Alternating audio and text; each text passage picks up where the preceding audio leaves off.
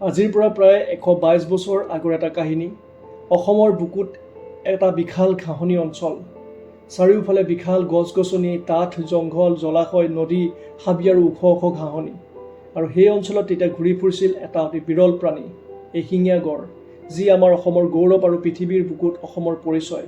কিন্তু সেই সময়ত গড়ৰ সংখ্যা বহুত কমি আহিছিল। তেতিয়াৰ দিনত বাঘ, হাতী, গড় আৰু বহুত বন্যপ্ৰাণীৰ চিকাৰ কৰাটো এটা সাধাৰণ কথা আছিল। তেতিয়াৰ কাজিৰঙা কিন্তু আজিৰ দৰে এখন সুৰক্ষিত ৰাষ্ট্ৰীয় উদ্যান নাছিল। এই সুৰক্ষিত ৰাষ্ট্ৰীয় উদ্যানৰ আৰম্ভণি হৈছিল যেতিয়া 1904 চনত তেতিয়া ভাৰতৰ ভাইচৰয় লৰ্ড কাৰ্জনৰ পত্নী মেৰী কাৰ্জন কাজিৰঙালৈ আহিছিল। অহাৰ উদ্দেশ্যটো আছিল কাজিৰঙাৰ বিখ্যাত এশিঙীয়া গড় তেওঁ নিজ চকুৰে চোৱাৰ। কিন্তু আচৰিত কথা এইটোৱে যে কাজিৰঙালৈ আহি তেওঁ এটা গড়ো দেখা নাপালে। তেওঁ চিন্তা আৰু উপলব্ধি কৰিলে যে এইদৰে যদি চলি থাকে তেন্তে এদিন এই বিৰল প্ৰাণীটো হয়তো কাজিৰঙাৰ পৰা সম্পূৰ্ণৰূপে নাইকিয়া হৈ যাব। আৰু এই ঘটনাটোৱেই কাজিৰঙাৰ ইতিহাসৰ এটা গুৰুত্বপূৰ্ণ অধ্যায়ৰ আৰম্ভণি কৰিলে। কিন্তু কাজিৰঙাৰ এই কাহিনী ইয়াতে শেষ নহ'ল। ইয়াৰে পৰাই আৰম্ভ হৈছিল এটা দীঘলীয়া সংৰক্ষণৰ যাত্ৰা। তেওঁ স্বামী লৰ্ড কাৰ্জনক কাজিৰঙাৰ গড় সুৰক্ষাৰ সংৰক্ষণৰ বাবে ব্যৱস্থা ল'বলৈ অনুৰোধ কৰিলে। আৰু ইয়াৰ পিছতে কাজিৰঙাক সুৰক্ষিত কৰাৰ বাবে চৰকাৰী প্ৰক্ৰিয়া লগে লগে আৰম্ভ হয়।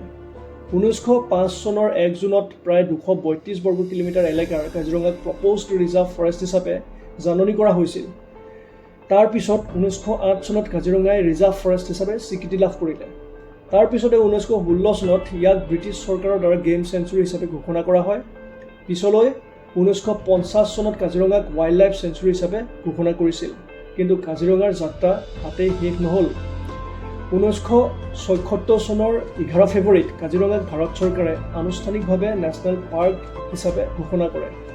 আৰু যদি আমি ঘটনাবোৰ প্ৰথমৰ পৰা শেষৰলৈকে চাওঁ তেন্তে প্ৰথমতে 1904 মেৰী কাৰ্জনৰ কাজিৰঙা ভ্ৰমণ, 1905 proposed reserve forest, 1908 officially declared reserve forest, 1916 game sanctuary, 1950 wild life sanctuary আৰু 1974 কাজিৰঙা নেশ্যনেল পাৰ্ক।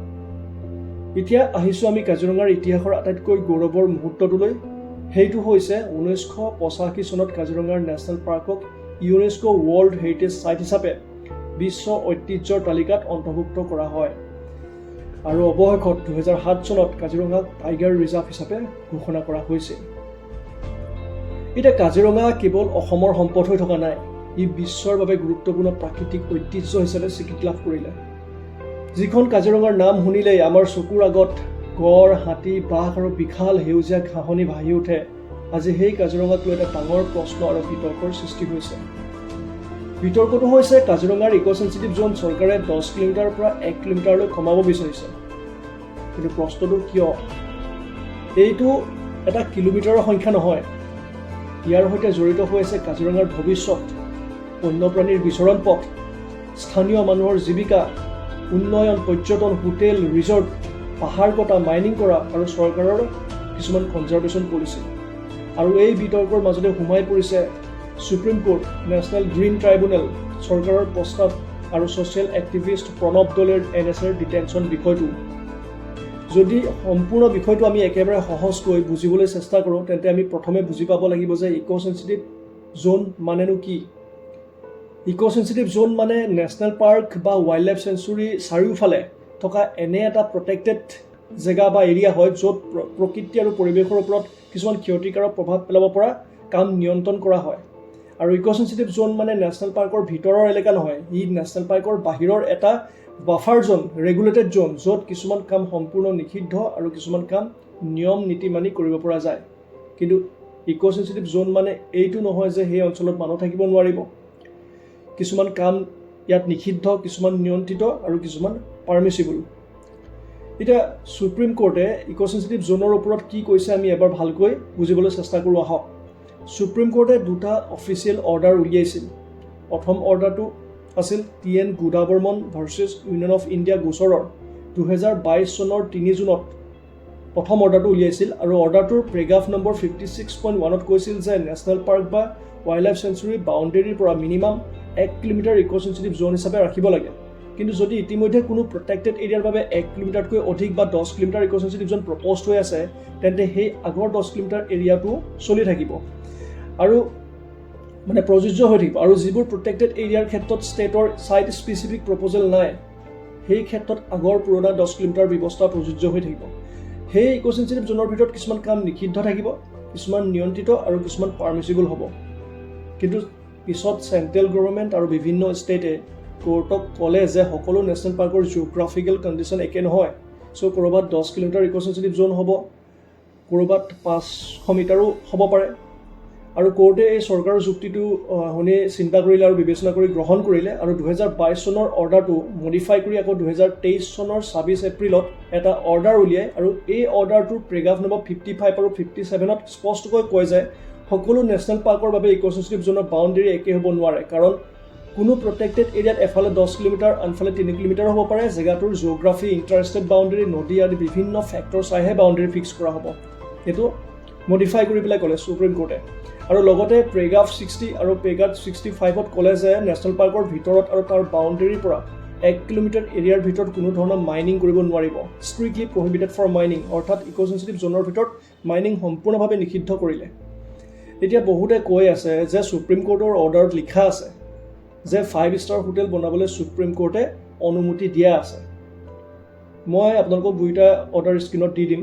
দুইটা অৰ্ডাৰ মই ভালদৰে পঢ়ি ক'তো 5 ষ্টাৰ হোটেল বনাবলৈ পাৰ্মিশ্যন দিয়াৰ এটা লাইনো বিচাৰি নাপালোঁ।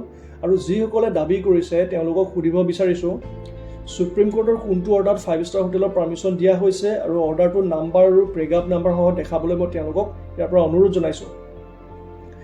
এতিয়া বিতৰ্কৰ বিষয়টো হৈছে যে অসম চৰকাৰে কাজিৰঙাৰ ইক' চেনচিটিভ জোন 10 কিলোমিটাৰৰ পৰা প্ৰায় 1 কিলোমিটাৰলৈ কমোৱাৰ কথা ঘোষণা কৰিছে। এইটো আগষ্ট মাহতে কৰিছে আৰু মুখ্যমন্ত্ৰী হিমন্ত বিশ্ব শৰ্মাই কৈছে যে ফাইনেল নটিফিকেশ্যন নোহোৱালৈকে বৰ্তমানৰ 10 কিলোমিটাৰ ব্যৱস্থাই চলি থাকিব। তেওঁৰ যুক্তিটো হৈছে কাজিৰঙাৰ চাৰিওফালে 10 কিলোমিটাৰ একেধৰণে যদি ৰাখোঁ ইক' চেনচিটিভ জোন, তেনেহ'লে বোকাঘাট, নুমলীগড়, গহপুৰ, বিশ্বনাথ চাৰিআলি ওচৰৰ অঞ্চলৰ উন্নয়ন আৰু ইনফ্ৰাষ্ট্ৰাকচাৰ প্ৰজেক্ট বনোৱাত অসুবিধা হ'ব পাৰে, মানে বাধা আহিব পাৰে বুলি তেওঁলোকে কৈছে। যে ইক' চেনচিটিভ জোনটো আগৰ দৰে যদি ৰখা হয় 10 কিলোমিটাৰ দৰে যদি ৰখা হয়, কিন্তু ইয়াৰ বিপৰীতে এটা প্ৰশ্ন উত্থাপিত হৈছে যে 10 কিলোমিটাৰৰ পৰা যেতিয়া 1 কিলোমিটাৰ ইক' চেনচিটিভ জোন কৰিব, বন্যপ্ৰাণীবোৰে কেনেকৈ গম পাব যে সিহঁতৰ ঘৰখন আগতকৈ বহুত পৰিমাণে সৰু হৈ গ'ল, মানে বন্যপ্ৰাণীবোৰে গম পাব কেনেকৈ? এই কথাটো আমি বুজি পাব লাগিব যে কাজিৰঙা কেৱল ৰাষ্ট্ৰীয় উদ্যানৰ বাউণ্ডেৰীৰ ভিতৰত নাই আৰু গড়, হাতী বা বাঘে মানুহে টানি দিয়া মেপৰ বাউণ্ডেৰী নেমানে আৰু বানপানী আহিলে কাজিৰঙাৰ বন্যপ্ৰাণীবোৰ বহু সময়ত পাৰ্কৰ বাহিৰলৈ ওলাই যায়। বানপানীৰ সময়ত হাতীয়ে কৰিডৰ ব্যৱহাৰ কৰে। বন্যপ্ৰাণী খাদ্যৰ, পানী আৰু নিৰাপদ স্থানৰ সন্ধানত এটা অঞ্চলৰ পৰা ৰাস্তা, হাইৱে পাৰ হৈ আন এটা ওখ কাৰ্বি আংলঙৰ কাৰ্বি পাহাৰলৈ যায়। গতিকে কাজিৰঙাক যদি কেৱল বাউণ্ডেৰীৰ ভিতৰত সংৰক্ষণ কৰোঁ কিন্তু বাউণ্ডেৰীৰ বাহিৰৰ ইক'লজিকেল লেণ্ডস্কেপবোৰ ধ্বংস কৰোঁ, 5 ষ্টাৰ হোটেল আৰু ষ্টেডিয়াম বনায়, তেনে লং টাৰ্ম কনজাৰ্ভেশ্যন সম্ভৱ হ'বনে নাই সেইটো এটা চিন্তা কৰিবলগীয়া কথা আহি পৰিছে। আৰু ইক' চেনচিটিভ জোন 10 কিলোমিটাৰৰ পৰা 1 কিলোমিটাৰলৈ যদি কমে, প্ৰটেক্টেড এৰিয়াৰ বাহিৰত ডেভেলপমেণ্টৰ সুযোগ বৃদ্ধি পোৱাৰ লগে লগে দ্ৰুতগতিত যদি মাইনিং বাঢ়ে, তাৰ ফলত হাতী মানুহৰ সংঘাত, হিউমেন এনিমেল কনফ্লিক্ট কিমান বেছি বাঢ়ি যাব সেইটো এটা চিন্তাৰ বিষয় হৈ পৰিব। এতিয়া আমি আহিছোঁ প্ৰণৱ দলেৰ বিষয়টোলৈ। 2026 চনৰ জুলাইত কাজিৰঙাৰ ওচৰত এটা প্ৰপ'জড 5 ষ্টাৰ লাক্সাৰী হোটেল প্ৰজেক্টৰ বিৰুদ্ধে এটা প্ৰটেষ্ট হৈছিল আৰু সেই প্ৰটেষ্টৰ সৈতে জড়িত গোচৰত প্ৰণৱ দলেক গ্ৰেপ্তাৰ কৰা হৈছিল। কিন্তু পিছত গোলাঘাট ছেছনছ কোৰ্টে 29 জুলাইত তেওঁক বেল দিলে। কিন্তু তাৰ এদিন পিছতে অসম চৰকাৰে তেওঁৰ বিৰুদ্ধে নেশ্যনেল ছিকিউৰিটি এক্ট মানে NSA প্ৰয়োগ কৰে আৰু তেওঁক আকৌ ডিটেনশ্যনত ৰাখে। এতিয়া এই ঘটনাই এটা অতি গুৰুত্বপূৰ্ণ গণতান্ত্ৰিক প্ৰশ্ন উত্থাপন কৰিছে যে এজন এনভাইৰনমেণ্টেল এক্টিভিষ্টে চৰকাৰৰ কোনো প্ৰজেক্টৰ বিৰুদ্ধে যদি প্ৰটেষ্ট কৰে, সেইটো কেতিয়াৰ পৰা নেশ্যনেল ছিকিউৰিটিৰ বিষয় হৈ পৰিল? এইটো অতি চিন্তা কৰিবলগীয়া বিষয় হৈছে নে আপোনালোকে নিজে ক'বচোন।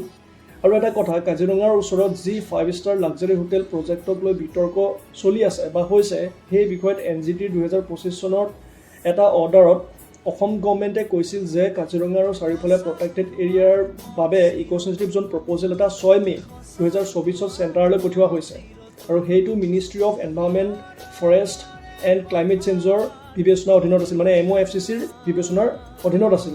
মানে বিষয়টো এতিয়া হঠাতে সৃষ্টি হোৱা নহয়।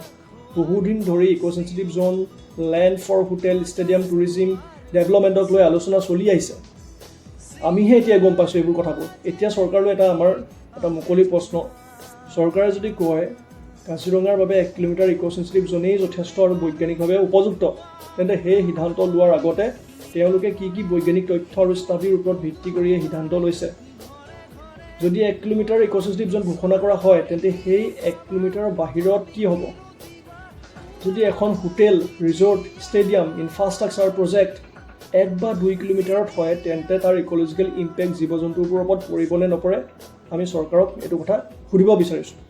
যদি ৱাইল্ড লাইফ কৰিডৰ 3 বা 5 কিলোমিটাৰত থাকে, তেন্তে কেৱল 1 কিলোমিটাৰ বাউণ্ডেৰীৰ ভিতৰত কনজাৰ্ভেশ্যন কৰি কিবা লাভ হ'বনে নাই, সেইটো এটা চিন্তা কৰিবলগীয়া কথা। কিন্তু কাজিৰঙাখন কেৱল অসমৰ সম্পদ নহয়, কাজিৰঙা কেৱল অসম চৰকাৰৰ নহয়, যি মন যায় তাকে কৰিব। কাজিৰঙা পৃথিৱীৰ বুকুত অসমৰ পৰিচয় আৰু কাজিৰঙা বিশ্বৰ বুকুত প্ৰাকৃতিক ঐতিহ্য। কিন্তু কাজিৰঙাৰ কাষত বাস কৰা মানুহবোৰো আমাৰ মানুহ। এফালে গড়, হাতী, বাঘ আৰু হাজাৰ জন্তুক বচাব লাগিব, আনফালে মানুহৰ জীৱন জীৱিকাও বচাব লাগিব। এফালে ডেভেলপমেণ্ট লাগিব আৰু আনফালে নেচাৰ ধ্বংস কৰি ডেভেলপমেণ্ট কৰিলেও নহ'ব। আৰু তেনেকুৱা ডেভেলপমেণ্ট কিন্তু বেছিদিন নিটিকে। আৰু এটা কথা, যেতিয়া এজন এক্টিভিষ্টে চৰকাৰৰ সিদ্ধান্তক প্ৰশ্ন কৰে, তেওঁৰ কথাৰ উত্তৰ যুক্তিৰে দিবলৈ চেষ্টা কৰিব লাগে। অকল NSA লগাই উত্তৰ দিয়াটো সুস্থ গণতন্ত্ৰৰ পৰিচয় নহয়, কাৰণ গণতন্ত্ৰত চৰকাৰক প্ৰশ্ন কৰা মানেই দেশদ্ৰোহী নহয়। কাজিৰঙাক বচাব লাগিব ঠিকেই, কিন্তু কাজিৰঙাৰ নামত মানুহক হেৰুৱাই নহয় আৰু উন্নয়নৰ নামত কাজিৰঙাক হেৰুৱাই নহয়। আজি আমাৰ হিয়াৰ আমঠু জুবিন দা যদি আমাৰ মাজত থাকিলেহেঁতেন, কাজিৰঙাক লৈ এই চলি থকা বিতৰ্কত তেওঁ সকলোকে প্ৰথমে মাত দিলেহেঁতেন। জুবিন দাই বাৰে বাৰে কৈছিল, আমাৰ মাটি, আমাৰ নদী, আমাৰ পাহাৰ, আমাৰ জংঘল আৰু আমাৰ প্ৰকৃতিৰ প্ৰতি আমি দায়বদ্ধ হ'বই লাগিব। আজি সেই মানুহজন আমাৰ মাজত নাই যদিও, কিন্তু তেওঁৰ চিন্তাধাৰা, তেওঁৰ কণ্ঠ আৰু অসমৰ প্ৰতি তেওঁৰ যি ভালপোৱা এতিয়াও আমাৰ মাজত আছে। সেয়েহে আজি যদি আমি কাজিৰঙাৰ দৰে বিশ্ব ঐতিহ্যক লৈ সিদ্ধান্ত লওঁ, তেন্তে এবাৰ ভালদৰে আকৌ ভাবিব লাগিব। আমি আচলতে আহি থকা প্ৰজন্মৰ বাবে কি এৰি যাব বিচাৰিছোঁ, সেইটো নিজকে প্ৰশ্ন কৰিব লাগিব। আমি কেৱল ডাঙৰ ডাঙৰ অট্টালিকা নে, কেৱল হাইৱে, ৰাস্তা, 4 লেন নে, কেৱল উদ্যোগ নে এখন সেউজীয়া অসম য'ত গড় আছে, হাতী আছে, গছ আছে, জংঘল আছে, নদী আছে আৰু মানুহো যাতে শান্তিৰে যাতে জীয়াই থাকিব পাৰে।